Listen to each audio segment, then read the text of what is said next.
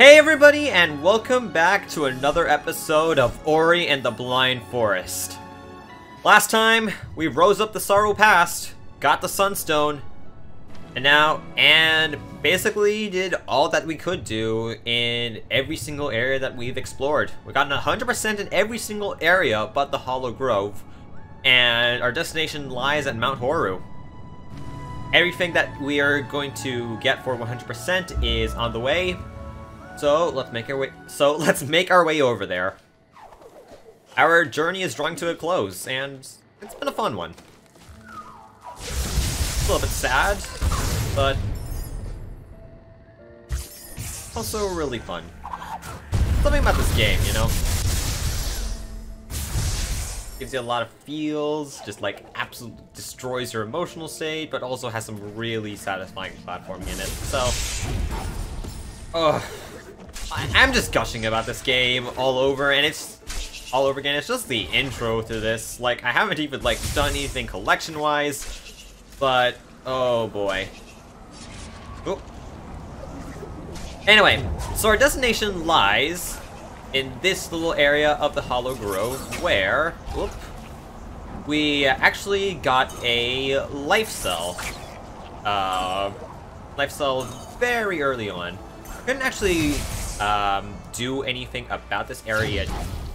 Well, we could have, but I just saved it up until now. As we can see here, this part of the Hollow Grove is a lot more barren and has some enemy variations that involve fire. We've got a fire slime right over here. We've got a fire split slime that we just took out. Here's a kamikaze beetle that we used to get the life cell. If we bash it, that will reveal a peg for us that we can use Stomp on. So yes, you could have technically come here after you finished with the Thornfeld Swamp, or going to the Misty Woods, but oh well. Here, I think it's called a Sentry Stone. That's gonna shoot a giant laser of death. Thankfully, unlike other lasers, it's not insta-kill. If we go over here, we got a Spirit Fountain. Oh, whoops. Anyway, so this area, as actually shown on the map, is called the Horu Fields. As you can see here, yeah, it's really barren compared to the rest of the forest. Even more barren, I would say, than the whoop.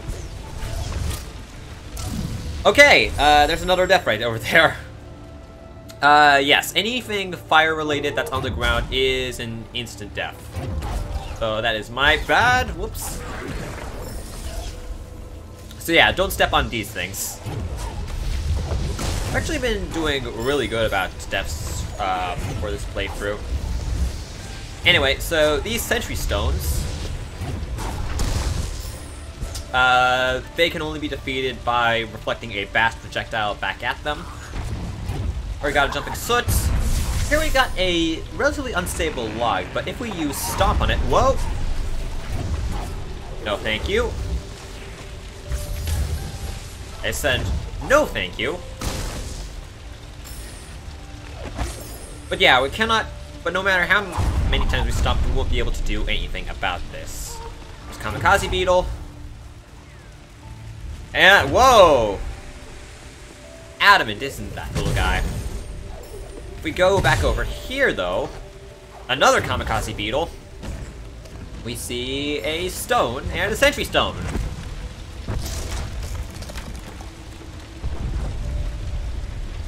That is going to break the log underneath, but before that, let's just get this Sentry Stone to fire at us, because there's a tree branch over here, leading us to some energy, and then below that is another tree branch with another one of these laser guys. I actually don't really know their name. Same principle as to taking them out, but yeah. Anyway, so with the lock now, whoops. With the lock now gone, we can just traverse this area down here. Right over here. Whoa, where did that stone come from? Like, did I not move it? Anyway, so this is acid water, or acid, or very acidic water. Do not fall in it, it's an instant death. If we go around here, don't know what we'll find. Alright, some spirit lights. An ability cell, which is kind of useless to us because we have all the abilities unlocked for now. But that is everything in the Hollow Grove. All we need now is to just make it over to Mount Horu.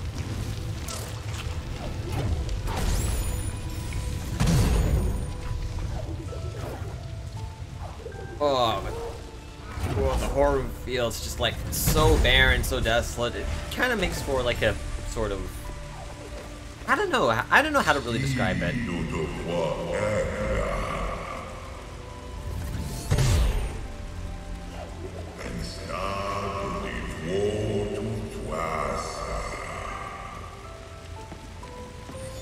Let's open up the gates.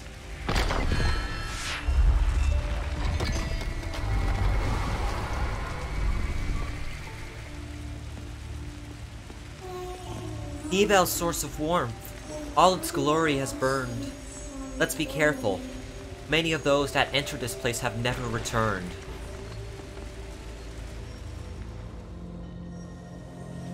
Welcome to Mount Horu. The element of warmth is close, but the mountain, I have never seen it this way. We've come so far. So much has been lost. You can't give up now.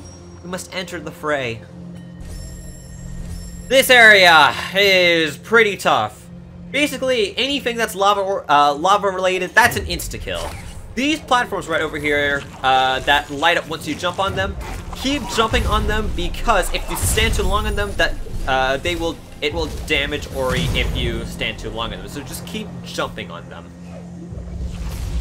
You want to stay in the air as much as possible for this area, as this area just involves like a lot of climbing to the top. Don't worry about missing any collectibles on the way because we'll be returning to them later. Keep on just using Bash in conjunction with Kuro's Feather in order to just gain some height above the sentry stones. Whoa, I wanted to charge dash the other way. Also be wary of knockback. Oop.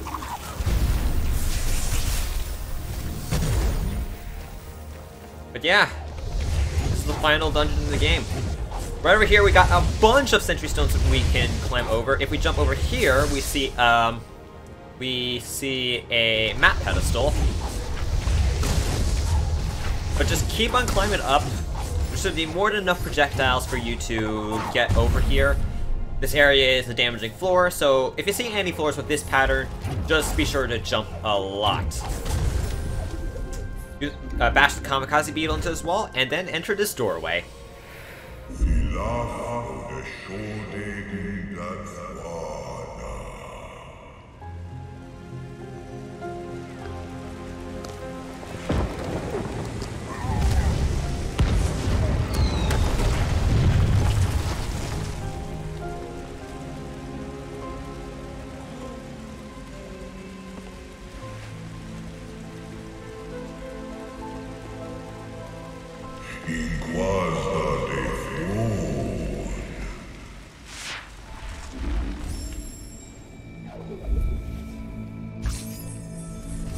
We know that Naru's alive, but you know the dangers that they are facing. Wow, speaking of, it's kind of like sad that we know that Naru's alive and not Ori. Also, be wary of those stone crushers. I believe their spikes might be insta-kill, but I don't want to test that out just yet. But this is just like a lava, basically a whole bunch of lava, a whole bunch of fire spikes. Don't want to make contact with them. Ori! These rocks appear to be unstable. Through my lights, we might be able to use them to stop the lava from spreading. We could do that right away, but if we move over here, we actually have ourselves our final energy cell.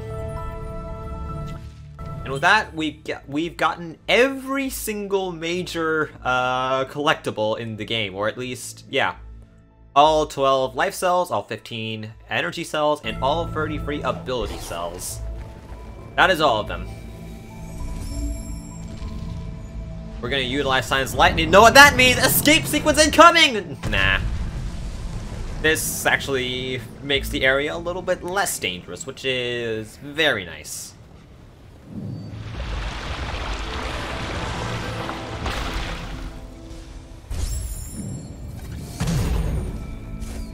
Just use Kuro's Feather with diligence. If you go over here, there's actually a secret area which grants us our final mapstone fragments. You want to just lure the Crusher out, so we can use it as an elevator to get back up.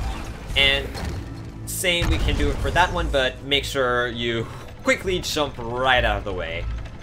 Also, be wary not to get crushed over there as well. This place is very treacherous. So the gimmick of this area is that there's going to be a whole bunch of lava falls, and we're just going to keep on deactivating them. So, here we have a little bit of a slight puzzle room. So right now there's like a bunch of lava. We want to glide down. We see like there are a few pods to bash off of, and we can move this, but as we can see here, we have the problem of having the kill laser. So the way how we want to do this is we want to bring the platform over to us, and then before the laser shows again, we want to jump on top of it, move past it so the platform blocks it, and then we're good to go. Bash off of that mortar worm. And stop the lava flow. And that will prevent, and that will make another area accessible. So that we can move on to the next one.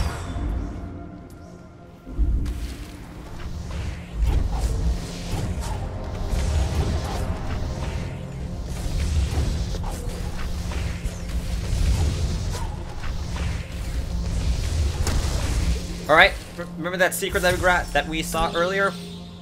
Insert the mapstone fragment, and here's the rest of Mount Horu. There's still quite a lot to this area. We haven't even explored half of this area just yet, but we just need to keep on making our way down.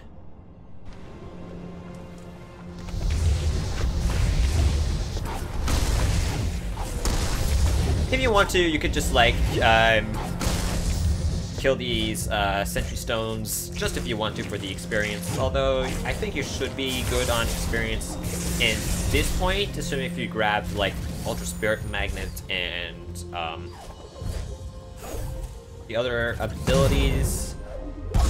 The one that increases Spirit Light gained.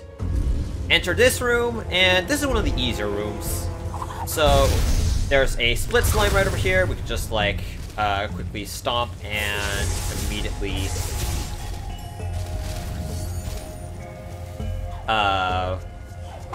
charge Flame Burst.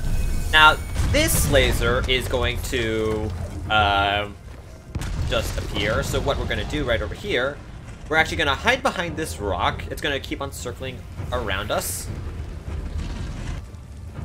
and then we're just going to push it over.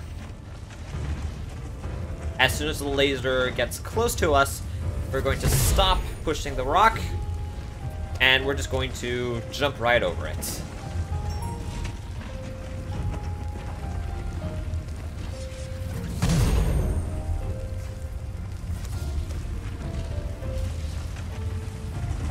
Once we're done with that, we'll block even more of the lava flow, and the laser will turn off.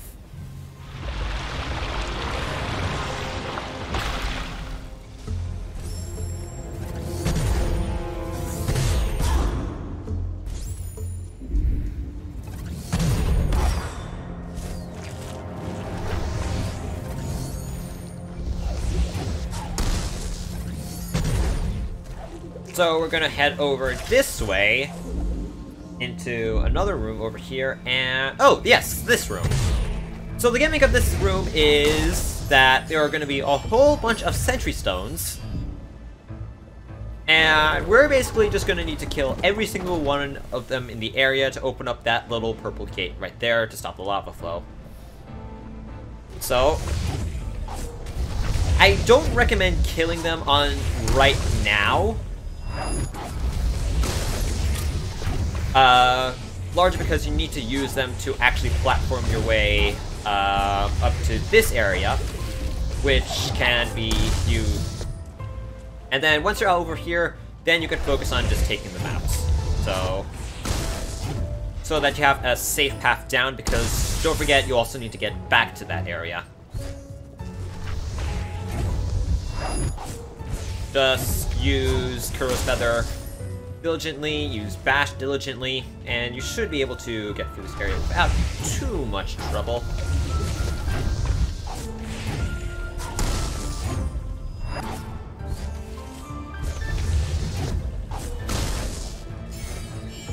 That was a little bit tougher than I would have liked, but still wasn't too bad.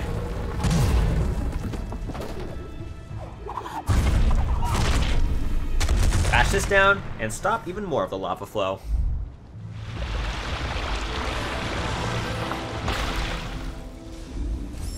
Actually, would it be lava or would it be magma? Like inside a mountain, so I guess it could be magma.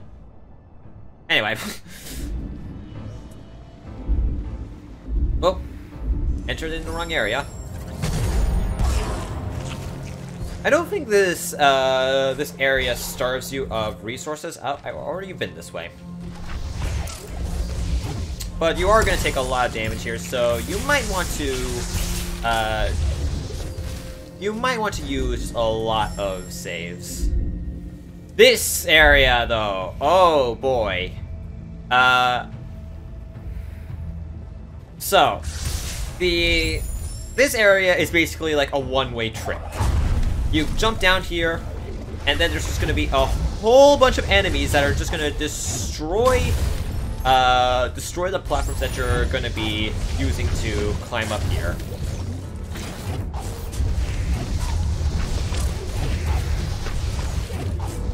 Took a little bit of damage there, but it's fine.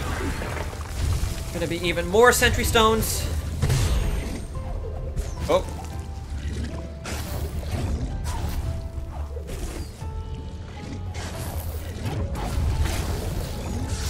But we're able to make it up just fine.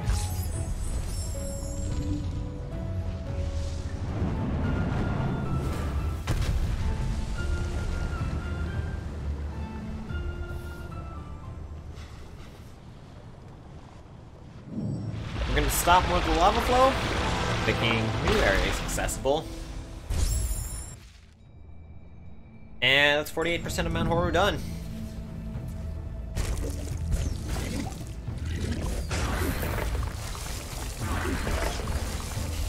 We still have to make our way back down, though.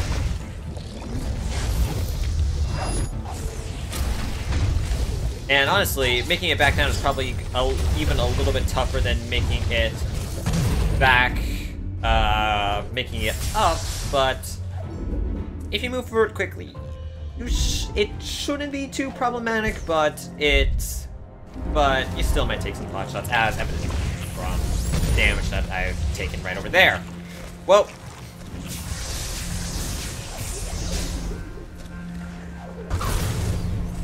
alright, got that little flame slime down. I would like a little bit of health, so I'm just gonna grab this really quickly and make a little checkpoint over there. Soul Link. This is just like a lot of pure platforming. That's not too difficult whatsoever. Just wall climb from wall to wall. Quick double jump will get us over just fine. Make sure to avoid the lava there. Whoa, I dashed right into those spikes. Oh, did it again. Oh, we got a level up. So that restores our health and energy very nicely. Here, you'll notice that these lasers are moving in a specific direction. Basically, just like alternate each time you see a laser by just going on top before, so that Ori just doesn't get hit by that lava laser.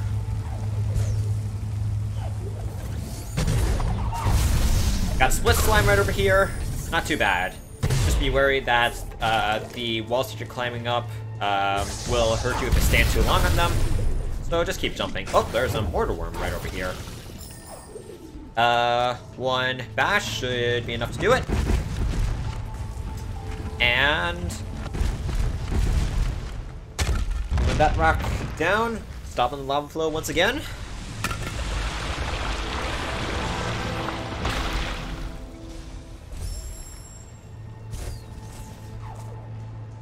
Now we just have to make our way down. There, you can grab a little bit of experience from this plant right over here, and then if you make your way down, there's just a little spot where you can just refill your energy. Other than that, just make your way back. This is relatively easy to make your way back, though, thanks to Kuro's feather. See, no problem at all. Letting our way down.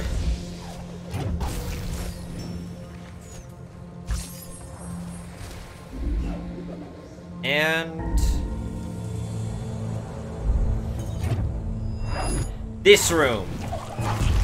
This is honestly probably the most nerve-wracking room in the entire game. At least when I did my one life mode playthrough. These pillars of flame right over there are insta-kill. There is a bunch of insta-kill spots. Room is very tight.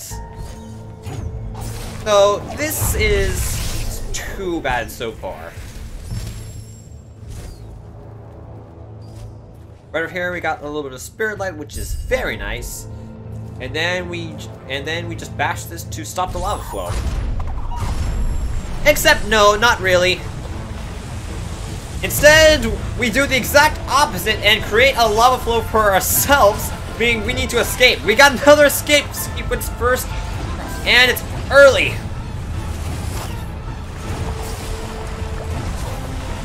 Whew. But honestly, that isn't too difficult to deal with. That will actually open up a path below for us. We can just like wall cling and then use a charge jump to get to that, which is fine and all. But it doesn't help that this next segment is, in my opinion, the most nerve-wracking part of this entire game. First off, we got like a platform that that damages you and lowers into lava. In fact, basically all of these do. But yeah, keep jumping, keep moving to the side. It's not too difficult to deal with.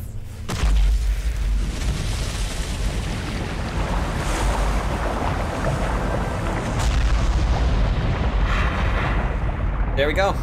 We lowered the lava level a bit. Magma level. The thing is that unlike the other rooms, the lava lasers don't turn off, and instead of moving along with you, they move towards you. This is one of the scariest parts of the game, specifically because you cannot take your time because these little platforms force you to move quickly and to keep jumping. So, whoop.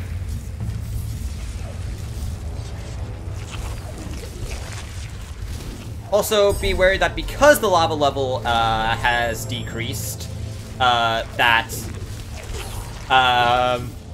platform over there is no longer a safe space, so you just need to keep on moving. But we managed to get through that area just fine. I did not mean to dash right into that enemy. Seriously, it acts way too much like Sonic's homing attack. Whew. Anyway, We got one more little side area that we need to deal with.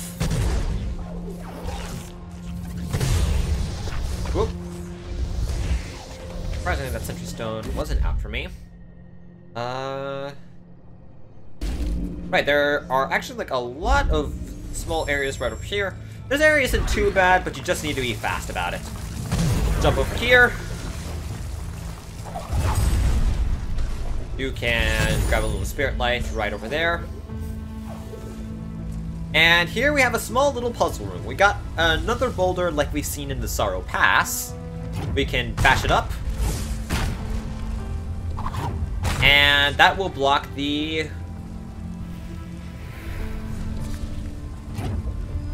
Well, I did not want to bash it because otherwise... Okay. So just take your time with this, actually. So just bash it up. And then wait for the rock to be covered. There's a lava laser right over here, but honestly, do not worry about it in the slightest. So, move this platform to where that lava laser is. Just bash the boulder right on top of it. Just be wary of Ori's spacing. And then just bash the boulder up to the laser source. You can move that, but as we can see here, there is a little bit of spirit light. So what do we want to do? Actually just bash it up, but it actually might take a small bit.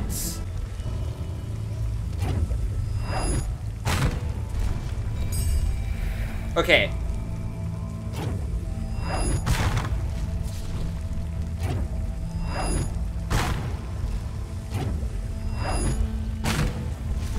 Okay, best way that I could get it to do it is just to angle it very slightly and then just move under it and then just move it directly down once they're in the side. That way Ori will just pass through that small little gap right over there and should be safe from harm.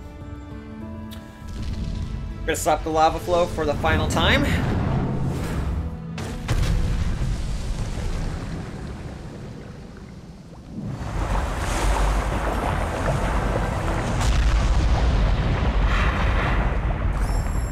And the lava flow has been completely lowered. Go into this area right over here. The lava is no longer a factor anymore, so we can grab a little bit of spirit light.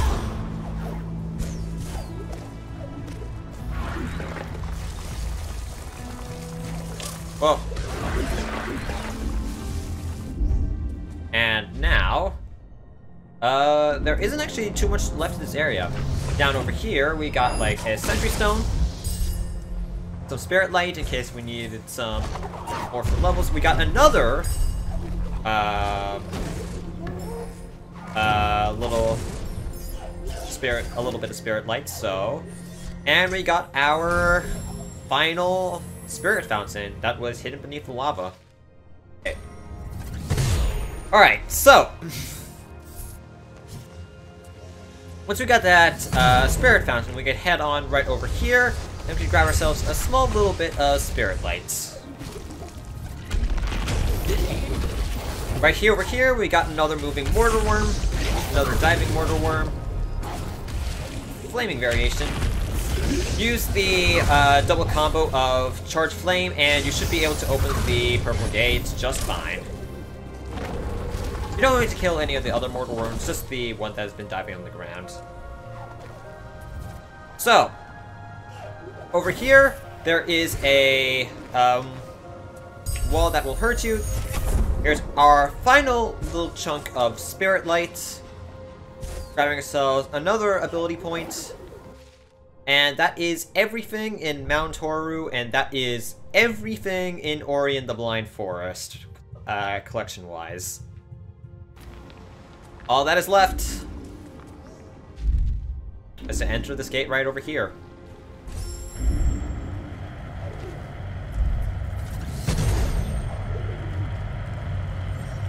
Whenever we're ready, let's end this journey.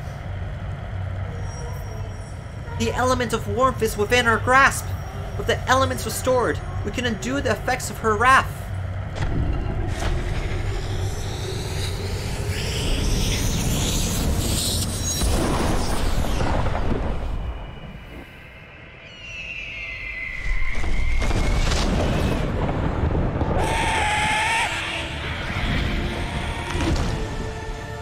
We encounter Kuro one final time. Make sure to dodge those rocks immediately with a few double jumps. Don't forget, you're also on a timer over here because like in the Forlorn Ruins, Kuro is going to be trailing you. You have to wait for that lava geyser, let's just say, to lower. You don't want Kuro to catch you, let's just say. Use the Sentry Stone, and then hide into the tree right over here. Be fast right over here. Use Kuro's Feather as little as possible. Dive into the water and you're safe.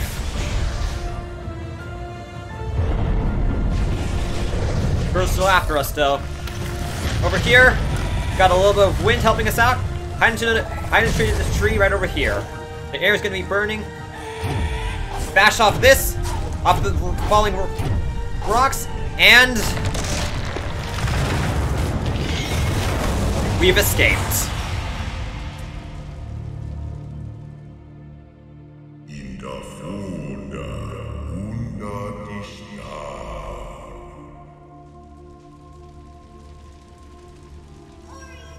Ori, please get up.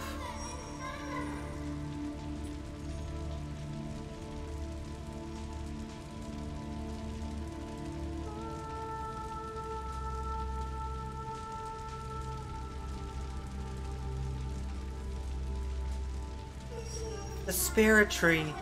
So close. It's our only hope left.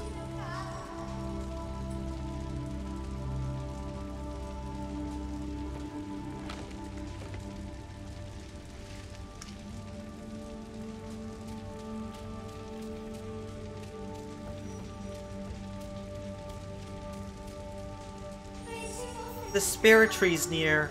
There's one more step to take. The forest of Nibel will live once again.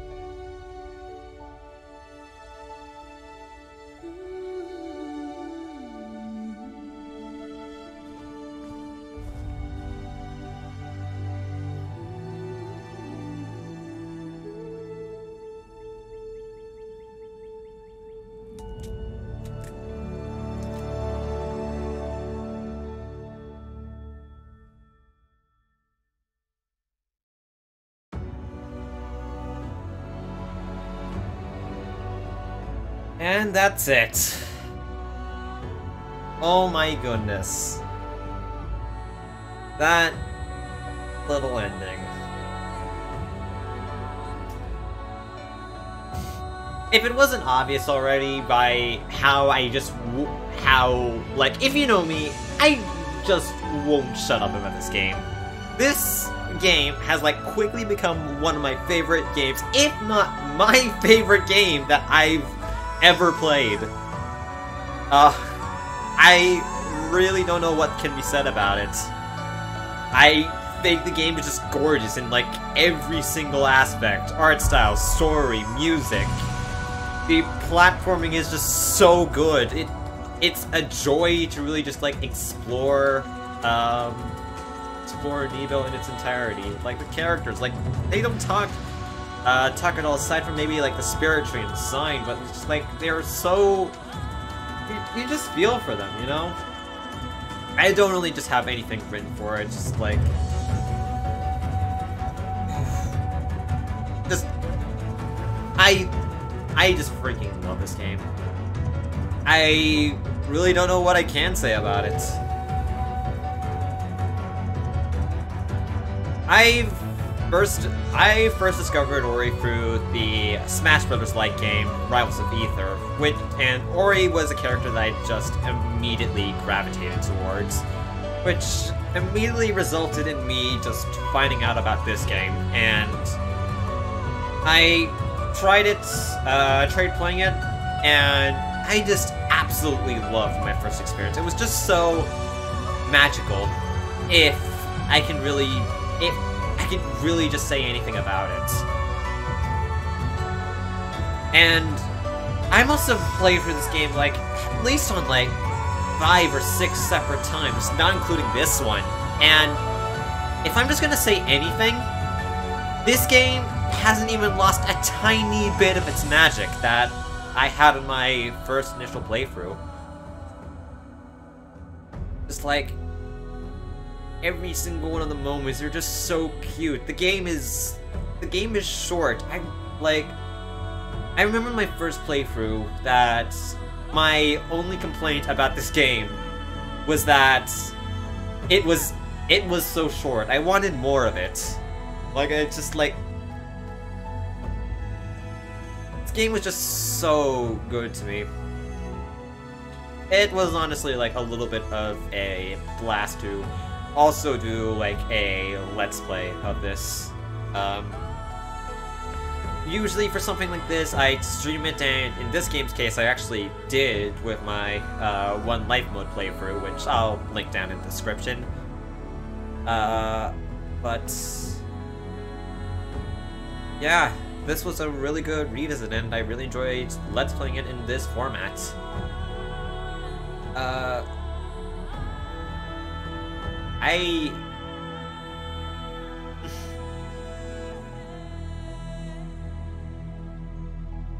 I'm just glad I could just, like, share this experience, with you guys. I really don't know what else I can say. I don't really have anything, else that I really could. Other than, for maybe, like, the 17,000th time, I love this game.